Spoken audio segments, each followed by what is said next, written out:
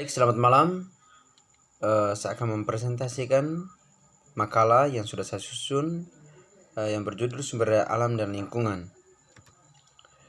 Bab 1, pendahuluan. Bagian A, latar belakang. Sumber daya alam adalah semua kekayaan berupa benda mati maupun benda hidup yang berada di bumi dan dapat dimanfaatkan untuk memenuhi kebutuhan hidup manusia. Sumber daya alam dapat dibedakan berdasarkan sumbernya, persebarannya, tujuannya, cara pengolahan dan pemanfaatannya, sifat, potensi, jenisnya, pembentukannya, nilai ekonomis atau nilai kegunaannya. Bentuknya itu sesuai Undang-Undang Republik Indonesia serta berdasarkan Barlau. B. Rumusan masalah. Rumusan masalah ini terdapat ada 4. Yang pertama, apa yang dimaksud dengan sumber daya alam? Yang kedua, apa saja klasifikasi sumber daya alam dan lingkungan hidup? Yang ketiga, bagaimana konsep-konsep pengolahan sumber daya alam? Yang keempat, bagaimana masalah kependudukan lingkungan hidup? Bab 2, pengertian sumber daya alam. Sebelum membahas tentang sumber daya alam, sebaiknya kita mengetahui definisi dari sumber daya alam terlebih dahulu.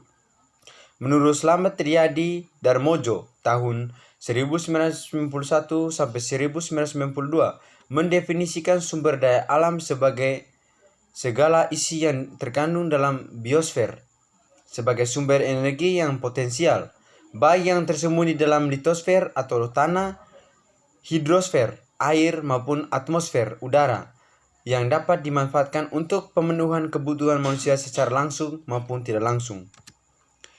B. Klasifikasi sumber daya alam dan lingkungan hidup berdasarkan sifat. Menurut sifatnya, sumber daya alam dapat dibagi 3, yaitu sebagai berikut. A.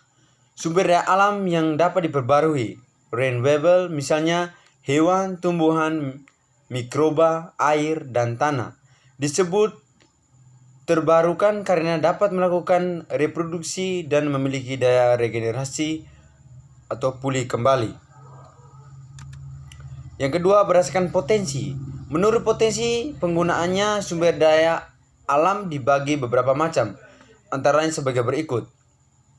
A. Sumber daya alam materi merupakan sumber daya alam yang dimanfaatkan dalam bentuk fisiknya, misalnya batu, besi, emas, kayu, serat kapas, kaca, dan rosella. B. Sumber daya alam energi merupakan sumber daya alam yang dimanfaatkan sebagai sumber energi, misalnya batu, bara, minyak bumi, gas bumi, air terjun, sinar matahari, energi pasang surut air laut, dan kincir angin. C. Sumber daya alam ruang merupakan sumber daya alam yang berupa ruang atau tempat hidup, misalnya area tanah atau daratan dan angkasa. Yang ketiga, berdasarkan jenis. Menurut jenisnya, sumber daya alam dibagi 2 sebagai berikut. Yang pertama, sumber daya alam non-hayati atau abiotik. Sumber daya alam non-hayati disebut juga sumber daya alam fisik, yaitu sumber daya alam yang berupa benda-benda mati, misalnya bahan tambang, tanah, air, dan kincir angin. Yang berikut, B. Sumber daya alam hayati atau biotik. Sumber daya alam hayati disebut juga sumber daya alam yang berupa makhluk hidup, misalnya hewan, tumbuhan, mikroba, dan manusia. Sumber daya alam dapat dibedakan berdasarkan sumbernya, persebarannya, tujuannya, cara pengolahan, dan pemanfaatannya, sifat, potensi, jenisnya, pembentukannya, nilai ekonomis atau nilai kegunaannya. Bentuknya yaitu sebagai berikut. Yang pertama, berdasarkan sumbernya, sumber daya alam dibedakan menjadi 2 jenis, yaitu A. Sumber daya alam biotik atau organik, yaitu sumber daya alam yang berasal dari makhluk hidup, misalnya kayu, ikan, batu bara, minyak bumi, dan mamer.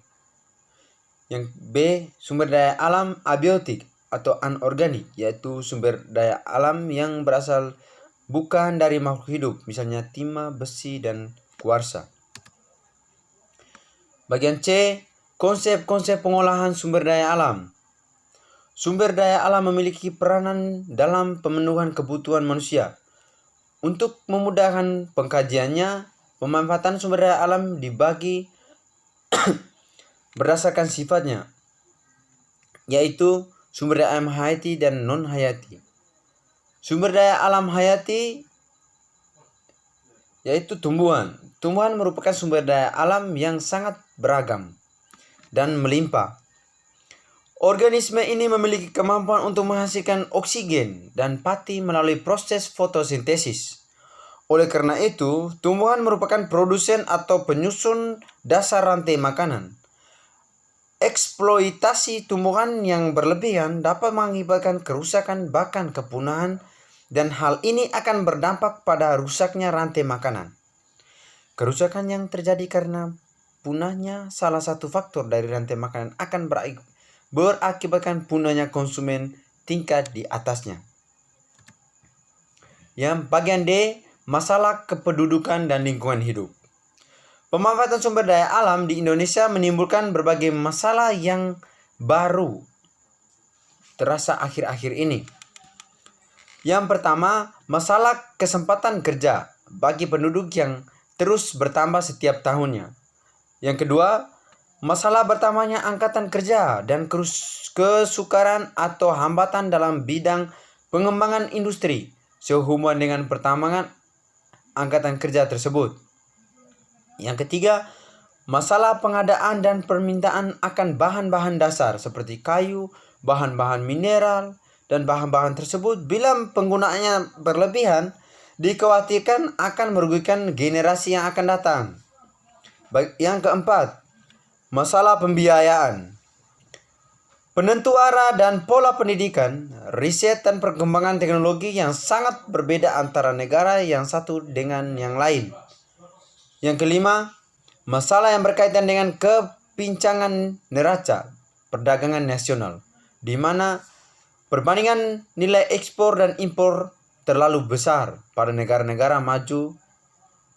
Ekspor barang-barang jadi ke negara-negara berkembang memiliki nilai yang sangat besar dan dibandingkan impor. Bab 3 yaitu penutup.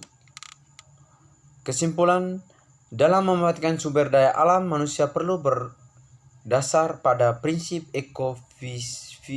ekoefisiensi, artinya tidak merusak ekosistem.